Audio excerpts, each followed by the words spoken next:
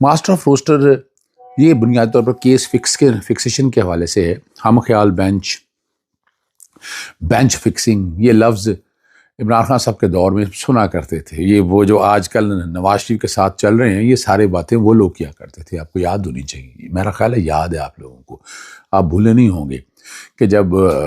Peoples party اور نون league کی طرف سے جب کیسز لگا کرتے تھے، حالانکہ اس میں تو ایسے معاملات تھے ہی نہیں، نہ اس نوعیت کے معاملے تھے جو اس نوعیت کے معاملے یہ موجودہ ہمارے آئینی بینچ یا عدالتیں سن رہی ہیں، چاہے سپریم کورٹ سن رہا ہے یا ہائی کورٹ سن رہا ہے، اس نوعیت کے کیسز نہیں تھے. اور اس وقت چیف جسٹس کے سامنے آ کر کھل کے یہ باتیں کیا کرتے تھے، جسٹس عمر عطا بندیال، جسٹس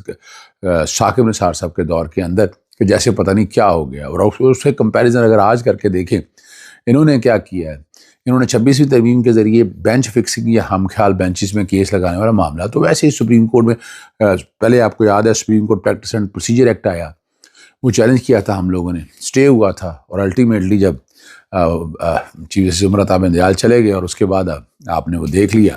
کہ جیسے ہی نئے چیف جسٹس آئے، نئے چیف جسٹس قاضی فاضل صاحب نے تو ایسا بیانیہ بنایا کہ جیسے پتہ نہیں وہ کیا ہے اور کیا کرنا ہے، لیکن اسے جس تیزی سے یہ نیچے گرے تھے،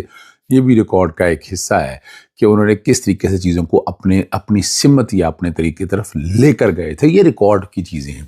ہماری یاداشت کمزور ہے. اور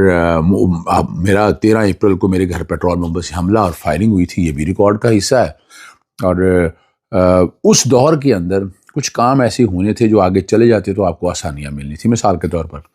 90 دن کے اندر اگر الیکشن ہو جاتے تو شاید ایسے حالات نہ ہوتے اس ملک کے اندر.